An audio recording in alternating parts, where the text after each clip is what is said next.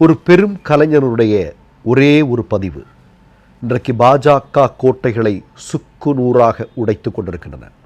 உலகம் ஒட்டுமொத்தமாக கேட்டுக்கொண்டிருக்கிறது. மோடியினுடைய ஆட்சியில், ஆர்எஸ்எஸ்னுடைய அதிகாரத்தில் இந்தியாவில் என்ன நடந்து கொண்டிருக்கிறது என்று. இந்தியாவே வெட்கி தலைகுனிந்து கொண்டிருக்கிறது.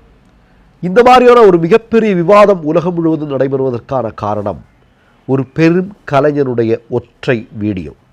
அந்த கலைஞனுடைய பெயர் ஏஆர் ரஹ்மான். ஏஆர் ரஹ்மான் அவர்கள் 2 தினங்களுக்கு முன்பு ஒரு தனியார் ஊடகத்திற்கு கொடுத்திருக்கக்கூடிய பதிவில் மோடியினுடைய ஆட்சியில், ஆர்எஸ்எஸ்னுடைய அதிகாரத்தில் இந்தியாவில் என்ன நடந்துட்டு இருக்கு அப்படிங்கிறத அவர் தெளிவாக சொல்கிறார். அவர் சொல்கிறார், என்ன சொல்கிறார் அப்படின்னா, மோடியினுடைய ஆட்சி காலத்தில் இங்கே உருவாகக்கூடிய திரைப்படங்கள் என்ன நோக்கத்திற்காக இங்கே உருவாக்கி கொண்டிருக்கிறார்கள் என்பதை கண்டுபிடிக்க முடியவில்லை என்று சொல்கிறார். பல படங்கள் மோடியினுடைய ஆட்சியில், ஆர்எஸ்எஸ்னுடைய அதிகாரத்தில் இந்தியாவில் பல திரைப்படங்கள் தீய நோக்கங்களுக்காக உருவாக்கப்படுகிறது. எனக்கு வாய்ப்புகள் மறுக்கப்பட்டு கொண்டிருக்கிறது. அவர் வாய்ப்புகள் மறுக்கப்பட்டிருக்கிறதுனால் அவர் ஒரு இஸ்லாமியன் என்பதால் வாய்ப்புகள் மறுக்கப்பட்டு கொண்டிருக்கிறது என்பது பொருள்.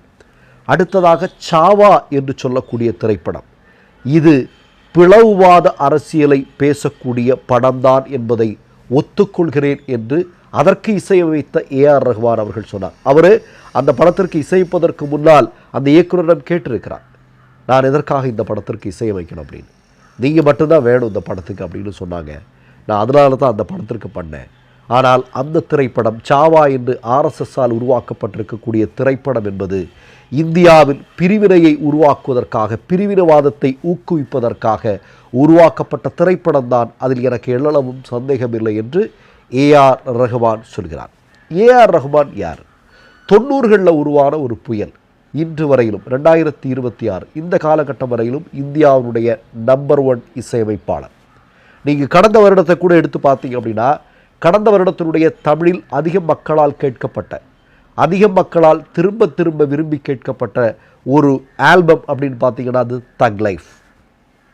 இன்றைக்கு அவர் ஹான்ஸ் சிம்மர் என்று சொல்லக்கூடிய உலகின் பெரும் இசைக்கலைஞர், அவரோடு இணைந்து மற்றொரு இசைக்கலைஞர், பெரும் இசைக்கலைஞரான ஏஆர் ரஹ்மான் அவர்கள் இணைந்து ராமாயணா என்று சொல்லக்கூடிய ஹாலிவுட் திரைப்படத்திற்கு இசையமைத்து வருகிறார் என்பது நமக்கு தெரியும். இன்றைக்கி நீங்கள் அனிருத்துக்கெல்லாம் நீங்கள் தமிழ்நாட்டை விட்டு ஆள் கிடையாது, பார்க்குறதுக்கு கேட்குறதுக்கு ஆள் கிடையாது. ஆனால் ஏஆர் ரஹ்மான் தெலுங்குலேயும் பெரிய ஆள் தான். இப்போ சமீபத்தில் கூட சிரஞ்சீவியுடைய பையன் ராம் சரணுக்கு ஒரு ஒரு பாடல் வந்து, ஒரு படத்தினுடைய ஒரு பாடல் வந்து இன்றைக்கி பெரிய அளவில் 100 மில்லியன் வியூஸ்